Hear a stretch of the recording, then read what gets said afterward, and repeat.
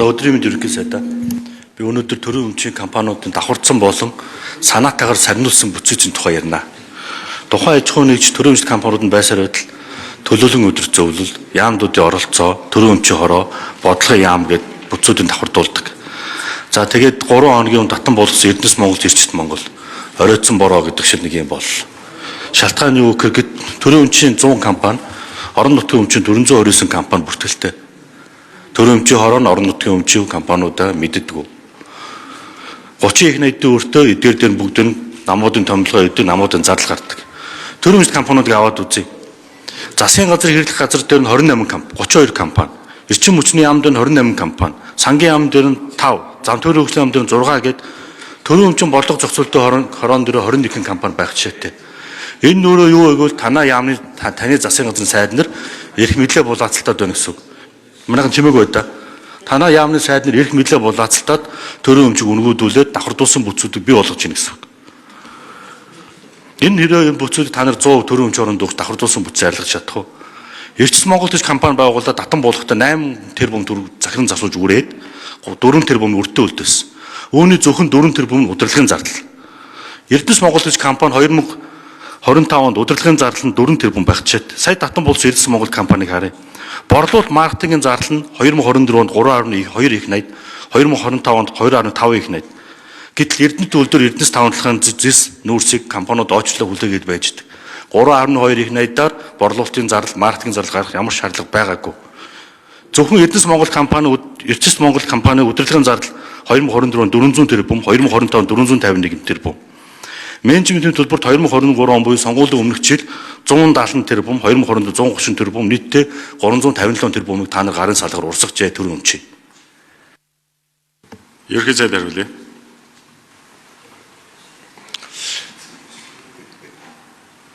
Хийхээр оройдлоо гэд хийхгүй байхаар хийхгүй байна гэд зөв зүйлийг нь дэмжиж чадвал бидний залуучууд улс орноо бас зөв хөдөлж чадна гэж би боддог.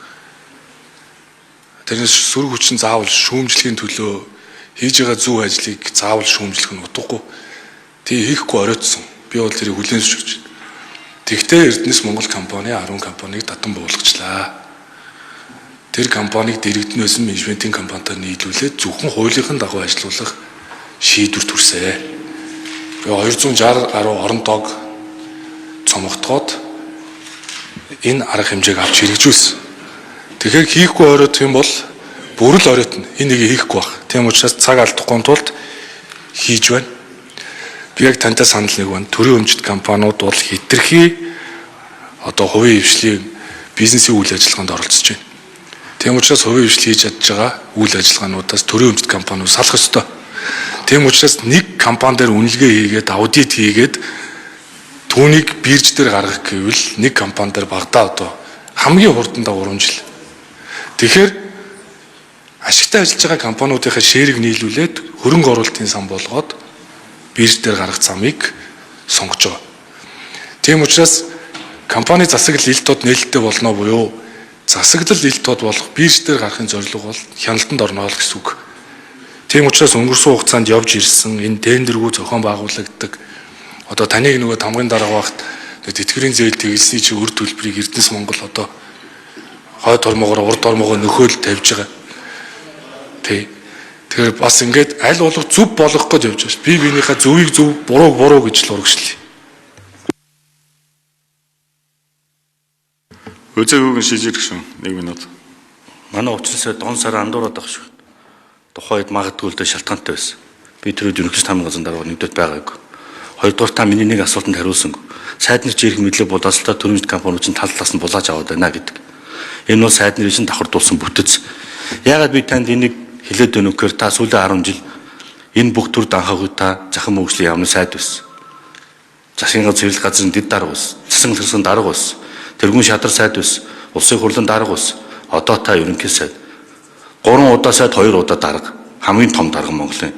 Та энэ төр данхааж яхад төрийн бүс зүр ашиггүй болж яхад үйл ажиллагаа нь үр дүнгүй болж яхад та энэ дундуур нүдэн болоод чихэнд бол өнгөрөөгүй. Бүгдэнд нь таны оролцож байсан. Төр данхаагад таны засгийн газрын хэрэглэх газрын шийдвэр хэрэгтэй. Төрийн компаниуд данхаагад эдийн засгийн хөгжлийн амны сайдын шийдвэр хэрэгтэй.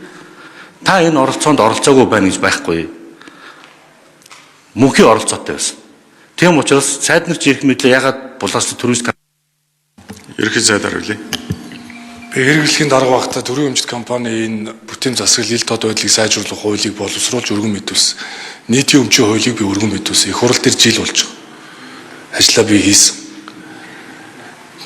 За мөн би эдийн засгийн хөгжлийн сайд багтаа төсвийн тэнцвэржүүлсэн орлого GDP-гийн хувь хэмжээг 30% хүртэл бууруулж төсвийн хүрээтэд дагуулж баталсан. Үүний хүчээр төрийн оролцоо буурж байгаа.